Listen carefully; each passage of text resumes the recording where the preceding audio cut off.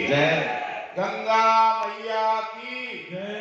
गाय माता की, सभी पितरों की, सभी संतों की, भारत माता की, सभी भक्तों की जय। मैं अनायासी इस कथा में महाराज श्री विशिष्टानंद जी के निर्देश पर चला आया, लेकिन वहीं गेट में प्रवेश करते वक्त जैसे ही मेरी निगाहें व्यास पीठ के चेहरे की तरफ गई तो मेरे मन में आभास हुआ हनुमान जी के स्वरूप में दयालु जी महाराज पीठ पर विराजमान है। और ऐसा भाव आया क्यों? ऐसा भाव इसलिए आया, आप गौर से देखना, हृदय से देखना, दिल से देखना, हनुमान जी की मूर्ति को देखना। और जब हनुमान जी की मूर्ति को पैरों से लेकर के सिर के बाल तक देखोगे तो हनुमान जी के गाल और दयालु जी महाराज के गाल और उनका चेहरा मिलता मिलता नजर आएगा। मैं व्यासपीठ जी को सर प्रणाम करता हूं। मैंने पढ़ा श्याम जी महाराज की आंखों को, श्याम जी महाराज की आंखों में देखा और उनकी आंखों में, पुतली में जो रस है, पानी होता है ना सबके, कभी कभी छलकता है, वो जो रस है उनकी आंखों में, यहां मां गंगा के तट पर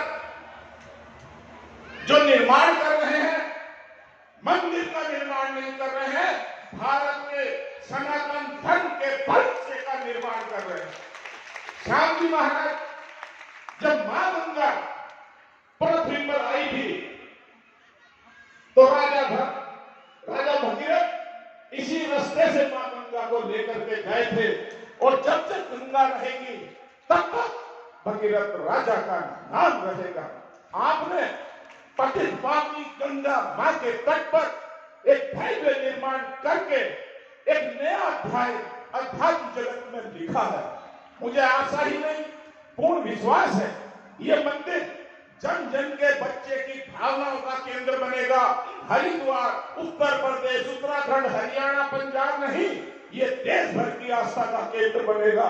विदेशों में भी इस मंदिर की चर्चा होगी, ऐसी कामना मां गंगा से करता हूं। आज हमारे बीच में परम आदरणीय आचार्य प्रमोद कृष्ण जी महाराज, जिनके भजनों से, जिनके शब्दों से, जिनके प्रवचनों से कई लोग अपने मनों के विचारों को बदलते हैं, वो हमारे बीच में विराजमान है, उपस्थित है। मैं उनको भी प्रणाम करता हूं।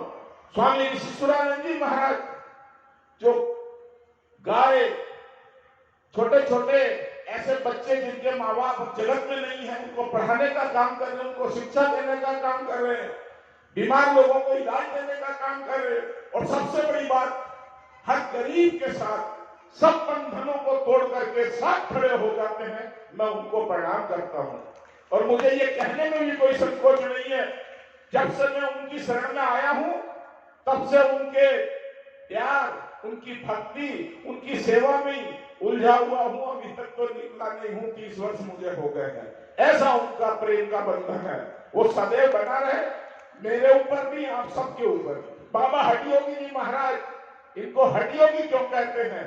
बहुत सारे देश दुनिया में योगी हैं, बाबा हठयोगी वो शक्ति है जो छत और जमीन के बीच में भी हट लगा करके बैठ जाए, इतने अटल बाबा हठयोगी हैं। जो गाय की बहुत बड़ी सेवा, लंगड़ी, लूली, बीमार, अंधी गाय की सेवा करने का काम अगर कोई कर रहा है तो बाबा हठयोगी जी कर रहे हैं। मैं उनको प्रणाम करता हूँ। कमलेश्वर जी महाराज के श्री चरणों में प्रणाम करता हूँ। और इस आश्रम के, इस निर्माण के, गुरु जी के जो भी शिष्य भक्त हैं, उन सबके उज्जवल भविष्य की कामना करता हूं। और मां गंगा से ये प्रार्थना करता हूं, अगर आप धर्म के काम में 1000 रुपए देने की हिम्मत रखते हैं तो मां गंगा आपको इतनी शक्ति दे, आप 11 लाख रुपए देने की शक्ति आपको पैदा करे। ऐसी मां गंगा से मैं प्रार्थना करता हूं, प्रणाम करता हूं। माफी चाहता हूं।